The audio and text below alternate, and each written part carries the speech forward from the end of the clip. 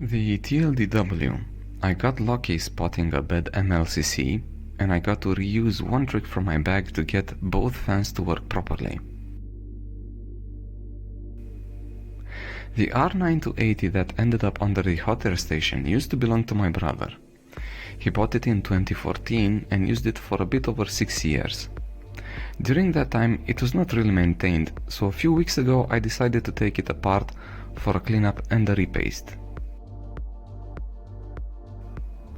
Reassembly went fine, but the card started to behave weirdly when installed in my HP Z230.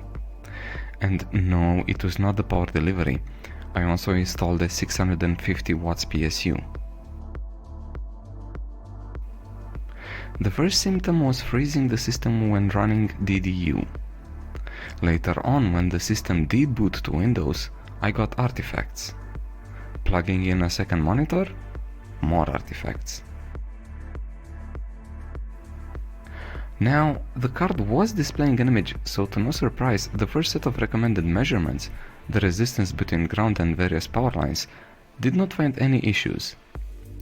There were no shorts on the 3.3 volts and 12 volts lines from the PCIe fingers. There was no short detected on the external 12 volts power supply. Measuring between various chokes and ground, I got 3-4 ohms on the GPU coils and about 57 ohms on the memory phase coil.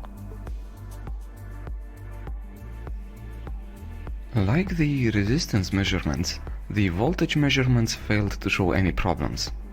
The GPU voltage ran at 0.9 volts, the VRAM voltage measured at 1.6 volts.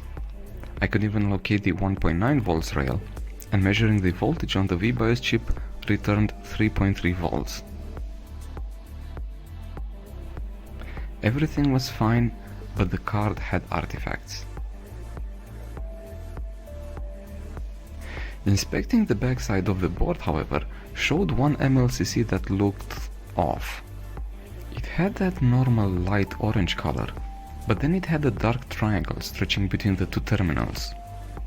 And while it turned out to be connected between the VRAM power line and the ground, the resistance between the VRAM voltage line and the ground was in the "this is fine" range. I decided to remove it regardless, and while I played with even larger SMD chips, this capacitor was stubbornly stuck to the board. In the end, it was leaded solder added to its terminals that did the trick.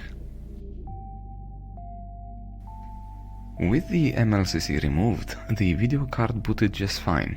It was detected fine by the driver package, and it even installed it. And yes, Heaven did run. And it was Heaven that showed another issue.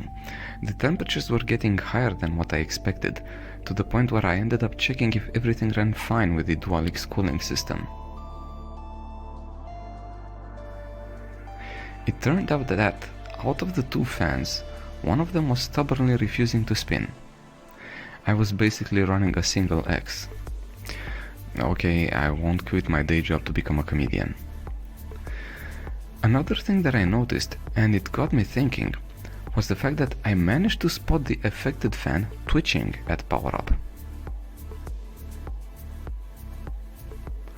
We saw this before with another card, the R7770-PMD1GD5. In that case, it turned out to be an electrical issue with the fan. The internal PVM controller was busted. To test this theory, I performed the same test as for the MSI board. I used MSI Afterburner to manually ramp up the fan to 84%. And lo and behold, the fan spun. If you watched the MSI HD7770 video, you already know how I fixed this. I ended up building a similar PVM controller. The affected fan did not pass a tachometer signal back to the board. That turned out to be the job of just one of the fans, the one that was still working.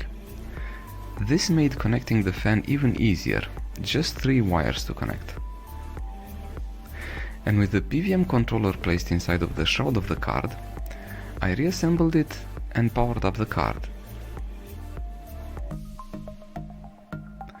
both fans started to spin, and kept spinning even though the duty cycle on the PWM signal was in the range of 30%.